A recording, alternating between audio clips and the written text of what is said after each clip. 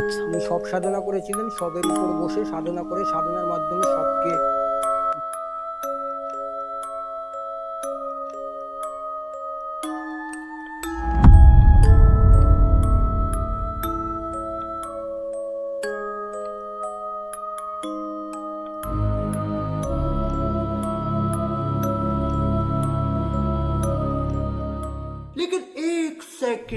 So hello বাপের ছেলে ও বাপের মেয়েরা, কেমন আছো সবাই? আশা করি সবাই খুব ভালো আছো, সুস্থ আছো। বড়দেরকে আমার প্রণাম, ছোটদেরকে আমার অনেক অনেক ভালোবাসা। তো ভিডিওটা প্রথমে দেখেই তোমরা বুঝতে পেরেছো যে আজকে ভিডিওটা কি হতে চলেছে বা কি হবে। তো সবাই সাথে থেকো, সবাই পাশে থেকো, যেমন ভাবে সবাই সাপোর্ট করে আসছো সবাই সেরকম ভাবে সাপোর্ট করো। আশা করি আমি সবাইকে পাশে পাবো। আমি চেষ্টা করবো আরো ভালো ভালো কন্টেন্ট দেওয়ার তোমাদেরকে। আমরা রুট ধরেছি হচ্ছে গোপালনগর থেকে ডান দিকে একদম রেল লাইন বরাবর। এবার আস্তে আস্তে রুট গুলো আমি তোমাদের কাছে শেয়ার করবো। তো গাইজ, আমাদের গন্তব্য হবে মাঝেরগ্রাম স্টেশন। মাঝেরগ্রাম স্টেশন থেকে আমরা ডান দিক ধরবো একদম মাঝের। এই রাস্তাটা অ্যাকচুয়ালি মাঝেরগ্রামে উঠেছে, ঠিক আছে? মাঝেরগ্রাম স্টেশন আমরা সেই রুটটাই ধরেছি, একদম সোজা রুট। এই দেখো, এই দেখো, ওরে নাচন দিল একখানা ভাই সাহেব, আমি তো ভয় পেয়ে গেছি। এই যে দেখতে পাচ্ছ তোমরা, এটা মাঝেরগ্রাম স্টেশন। ওই যে মাঝেরগ্রাম স্টেশন, এটা গ্রাম স্টেশন থেকে পুরো ডান দিকে যে রাস্তাটা আসলো, আমরা এই রাস্তাটায় চলে আসলাম। আর তোমরা যদি ওপাশ থেকে আসো, যেটা বললাম আকাইপুর থেকেও আসা যাবে, দিকে রাস্তা ঢুকলো, এই রাস্তাটায় ঢুকে যাব সোজা।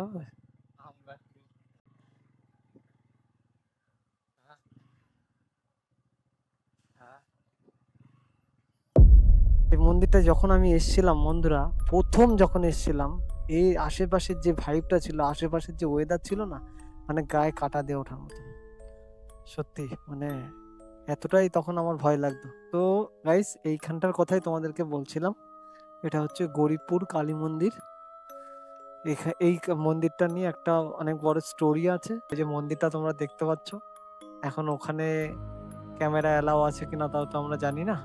ঠিক আগের দিন যেরকম এক মন্দিরে ক্যামেরা এলাও ছিল না। আমরা যাবো, ঠাকুর মশাই বেরিয়ে যাচ্ছে, একটুখানি গিয়ে মায়ের দর্শন করে আসবো। মা গো, মা সবাইকে ভালো রেখো। নমস্কার, ভালো আছেন? হ্যাঁ। আচ্ছা, যদি আপনি এই বিষয়ে, মন্দিরের বিষয়ে যদি কিছু জানেন বা পুরনো কোনো কাহিনী থাকে, তাহলে আপনি একটুখানি সবাইকে জানাতে পারেন, বা কিভাবে আসবে মন্দিরে টোটাল। প্রবেশ করতে গেলে প্রথমে সমাধি মন্দির আছে, তারপরে মায়ের মন্দির। আচ্ছা তা সমাধি মন্দিরে যিনি আছেন উনি মাকে প্রতিষ্ঠা করেছিল। উনি আচ্ছা। সাধনা করে সিদ্ধ লাভ করে মা দর্শন দেন। হ্যাঁ। তারপরে পঞ্চমন্দির উপরে উনি মাকে প্রতিষ্ঠা করেন। আচ্ছা উনি সব সাধনা করেছিলেন, সবের উপর বসে সাধনা করে সাধনার মাধ্যমে সবকে জাগিয়ে, আচ্ছা ঠিক আছে, সবকে তুষ্ট করে সব শক্তির মাধ্যমে মা দর্শন দেন। আচ্ছা এবার মায়ের মূর্তি বসা অবস্থায় হচ্ছে, একটু শৃঙ্গার অবস্থায় আছে, আর নীল রঙের আছে। আচ্ছা। উনি যখন, এটার কারণ হচ্ছে উনি যখন, মা যখন দর্শন দেয়, যে অবস্থায় যে রূপে দর্শন দিয়েছিলেন সেই রূপে তিনি এখানে মাকে প্রতিষ্ঠা করেন। আচ্ছা। আর তার নিচে পঞ্চমুণ্ডি আছে, আর সামনেটায় সব আসন আছে। উনি ওই সব আসনের উপরে বসে উনি পুজো করতেন। ওনার নাম কি জানা যাবে? ওনার নাম ছিল প্রথমে ওনার নাম ছিল কুমারনাথ মুখোপাধ্যায়। আচ্ছা। ওনার বাবা ছিলেন ডক্টর জগন্নাথ মুখোপাধ্যায়। আচ্ছা। তারপরে উনি সাধনা করে সিদ্ধ লাভ করার পর ওনার নাম হয় ব্রহ্মানন্দ সরস্বতী। এখান থেকে এই মন্দিরটার নাম হয় ব্রহ্মানন্দ আনন্দ মঠ। 200-250 বছরের বেশি পুরনো। আচ্ছা, মানে কবে স্থাপিত হয়েছিল মন্দিরটা? ওনার সঠিক আমাদের উনি যে মতে পুজো করতো, তন্ত্র মতে পুজো করতো, আচ্ছা, ঠিক আছে। মায়ের পাশে বুদ্ধদেবও আছে, সম্ভবত বৌদ্ধ তন্ত্র মতে উনি পুজো করতো। উনি ওনার পুজোর পদ্ধতি, প্রতিষ্ঠা, যা কিছু পুজোর সবকিছু উনি একটা গ্রন্থে লিখে গেছিলেন। আচ্ছা।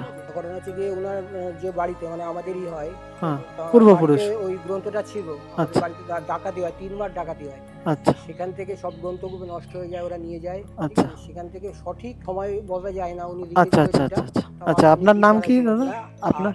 আপনার নাম কি? আমার নাম ইন্দ্রদীপ মুখার্জি। ইন্দ্রদীপ মুখার্জি। আর উনি তোমার আগে এখানে বলি হতো, এখানে বলির জায়গাও রয়েছে। আচ্ছা, আমরা দেখেছিলাম মায়ের ওইখানে যে মানে কঙ্কালের যে মুন্ডগুলো, ওইটার বিষয়ে কিছু বলবেন? ওই কঙ্কালের মূর্তিগুলো ওইখানে, মুন্ডগুলো ওখানে আছে, তার তলায় আছে পঞ্চমুণ্ডি। আচ্ছা, না ওই যে 7টা মাথা না 6টা মাথা আছে? 12টা মাথা ছিল, ঠিক আছে। তা এখানে মন্দিরের তালা ভেঙে দুই তিনবার মতো মায়ের গয়না বয়না সব চুরি হয়ে গেছে। আচ্ছা এখন ক্যামেরা লাগানো আছে। আচ্ছা তখন আরো কয়েকটা চারটে পাঁচটা মাথা মতো পাওয়া যায় না তখন, আর গয়না বয়না তো নিয়েছেই। আচ্ছা তা তোমার তারপরে ওখানে রক্তের বই হতো, 8-10 বছর হবে রক্তের বইটা বন্ধ আছে। আচ্ছা কেন একদিন বই করার সময় মায়ের আর কি আদেশে আমার মা আর কি মা বারণ করেছে, হাড়ি কেটে গলা দিয়ে দেয়, বলে যদি বলি করতেই হয় ঠিক আছে তাহলে আগে আমাকে বলি কর, মা রক্তের বলি চায় না। এরকম একটা ঘটনার পর তারপর থেকে আমাদের রক্তের বলিটা বন্ধ আছে, কিন্তু চাল কুমড়ো বলি হয়। আচ্ছা আচ্ছা, মানে ফল বলি হয় তাই তো? ফল বলি হয়। আচ্ছা, এখানে ঠিকানাটা আসলে কি করে আসতে হবে একটুখানি যদি বলেন। আপনি মাঝের গ্রাম নামবেন, রানাঘাট বনগা লোকালে কিংবা বনগা রানাঘাট লোকালে মাঝের গ্রাম নামবেন, ওখান থেকে যে কোনো কাউকে বলবেন যে গরিবপুর মায়ের মন্দির, গরিবপুর মায়ের মন্দির, তাই মায়ের মন্দির। ঠিক আছে, ধন্যবাদ। নিত্য পুজো হয়, আচ্ছা নিত্য পুজো হয় সকালবেলায় 12টা থেকে। প্রত্যেক অবশ্যই মাসিক পুজো হয়, আর কার্তিক মাসে হয় আর বাৎসরিক পুজো। প্রচুর মেলা টেলা হয়, প্রচুর লোকজন আসে সারা রাত। ওই মেলাটা কখন হয়? এটা কার্তিক পুজো, যেটা কার্তিক মাসে তোমার লক্ষ্মী পুজোর পরে যে শ্যামা পুজোটা হয়। আচ্ছা আচ্ছা আচ্ছা। আর প্রত্যেক অবশ্যই নিশিরাত্রে মায়ের মাসিক পুজো হয়, প্রত্যেকদিন 12টার সময় মায়ের নিত্য পুজো হয় সকালে। আচ্ছা আচ্ছা, সন্ধ্যাবেলায় 6টার সময় সন্ধ্যা আরতি হয়। সো গাইস, এই যে মন্দিরের পাশ দিয়ে জঙ্গল, এই জায়গাটায় খুব সুন্দর একটা মেলা হয়। ওই ব্রাহ্মণ ঠাকুর বললেন কোন সময় মেলা হয়, লক্ষ্মী পুজোর পরে। বেশ দারুণ একটা জায়গা, কাশফুলটা এমন জায়গায় হয়েছে এখানে আমাদের যাওয়াটা ইম্পসিবল। তাও তোমাদের দেখাচ্ছি কাশফুলগুলো। এটা আমাকে ঘাট মতন ছিল, কিন্তু এটা হচ্ছে ওয়াও, দারুণ লাগছে গাইস, কি সুন্দর, ওয়াও দারুণ কাশফুলগুলো। তোমাকে আমি চাই, ওখানে যাবো কি করে, আমি যেতে পারবো না। আর এইটা হচ্ছে এই যে মন্দিরের ওটা পেছন সাইড, সবাই মানত টানত করে, ঢিল টিল বাঁধে। জঙ্গল, এই যে ছাগলের বাচ্চা, এই যে একদম মন্দিরের পিছন, এই যে দেখতে পাচ্ছ তোমরা, এইগুলো হচ্ছে সব মানদের, সবাই মানত করে গেছে, ঢিল বেঁধে গেছে। অনেকে আসে এখানে গাইস, তোমরা আসো, তোমাদের খুব ভালো লাগবে জায়গাটা। মাকে দেখে শান্তি পাবে, মা যে জায়গায় আছে সে জায়গায়। এটা দেখে না ছোটবেলা মনে পড়ে যাচ্ছে আমার। ওরা কিছুটা খেলছে মনে হয়, তাই না? আচ্ছা ভাই, এটা কি খেলা হচ্ছে? এটা কি খেলা হচ্ছে, কি হবে জিনিসটা? আচ্ছা, মানে একটা পাতা মিডিলে ফেলছে, পাতাটা যার কাছে যাবে সে হারবে, তাই তো?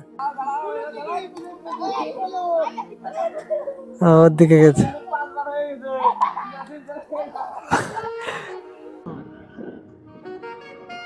আমরা অলরেডি মন্দির থেকে বেরিয়ে গেছি, বেরিয়ে ভাইদের দিকে একটু আবার দাঁড়ালাম, এদের খেলা বেশ ভালো লাগলো। সো গাইস, ভিডিওটা বেশি লেন্দি করলাম না, সবাই আশা করি ভিডিওটা দেখবে, আর ভিডিওটা ভালো লাগলে অবশ্য করে লাইক করে দিও। আর আমরা এখন বাড়ির পথে রওনা হয়ে গেছি, আর গরিবপুর কালী মন্দিরে আসতে চাইলে যে রুটটা বললাম তোমরা আসতে পারো ওই রুট দিয়ে। আর আরো একবার বলছি, ভিডিও ভালো লাগলে লাইক কমেন্ট করতে কেউ ভুলো না। সবাই ভালো থেকো এবং সুস্থ থেকো।